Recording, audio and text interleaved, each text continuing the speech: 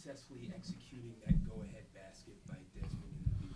What made that play work the way You it know, did? I think there was they had a bunch up top, and we cleared the way for him. Being able to get him to his downhill to his right hand, and his ability to finish at the rim. That was a tough shot that he made, but well executed, and guys were prepared for it.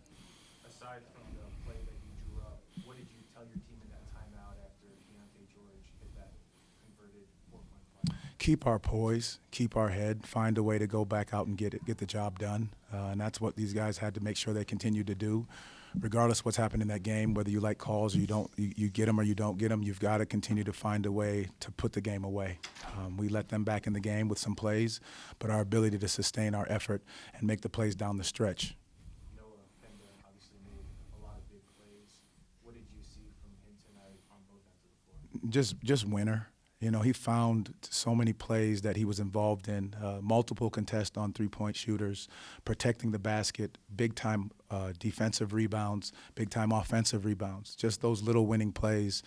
And, you know, you got to give him so much credit because he just continues to stay ready. No matter what's going on, he continues to work on his craft, and that's what we need from guys like that are not always in rotation. Jamahl, why did they come back from 19 down late in the third? You know, they sped up the game, went small, looked to get downhill, attack. You know, we've got to do a better job of keeping guys in front of us. And then I go back to the offensive rebounds. They had 18 offensive rebounds for 27 second chance points. That got them back in the game more than anything when they sped it up and looked to attack.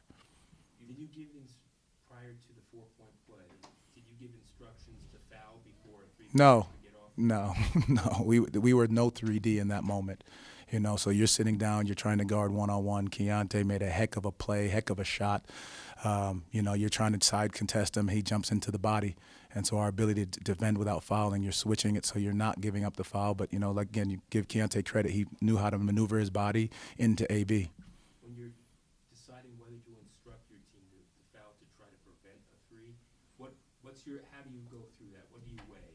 And what did you You're talking about my game plan for if I'm up 3 and we're going to foul or not foul? Correct. Do it without fouling. Do it without the and one. You got to wrap him up before he gets the ball into a shooting motion. But in that situation, they're coming full speed at you. It's hard to do it because now you're looking at grabbing and wrapping him up, and he still gets the shot off. You've gotten to know Desmond Bane now for several months. What is it about his poise and resilience, especially in big moments, that makes him step up in those plays? He's been there before. He's been there before. He's been in these moments before. He doesn't get rattled. He knows how to make winning plays. He knows how to make winning shots. Just doing all the little things in those situations to be able to put the team on his back, to be able to make these strong plays for us down the stretch.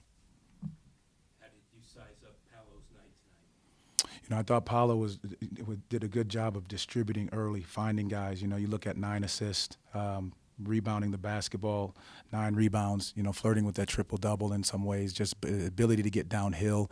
Obviously, he's not going to be happy up at the free throw line, but as a team, we've got to continue to be better there.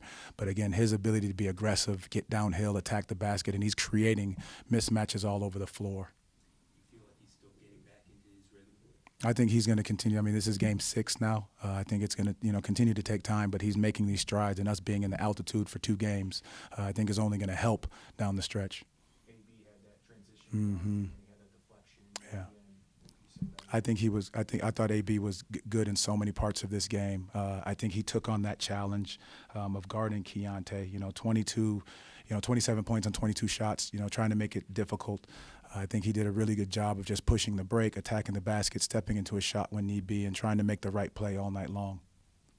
How much does a moment like this, and Desmond's had them before this season, mean for him sort of integrating with the new team? You know, he's had it before, and I think he continues to keep the level of poise of knowing that's what he's capable of doing. And that's what we've asked him to do in being here, stepping up in those big moments. The guys embrace him for that, and that's what he'll continue to do. I know these pros are the best at what they do in the world, but are there even times when you're amazed at the amount of English that Desmond can put on his layup attempts?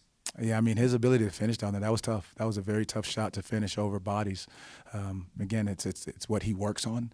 He stays in the gym working on his craft, and he's been in this moment before. And he's hit game-winning shots for us, just like he did tonight. So I think that's just what he continues to do, and that's what we're going to need him to continue to do. Is there a feeling that this is why we went and got him last offseason? Yes. Thank you all.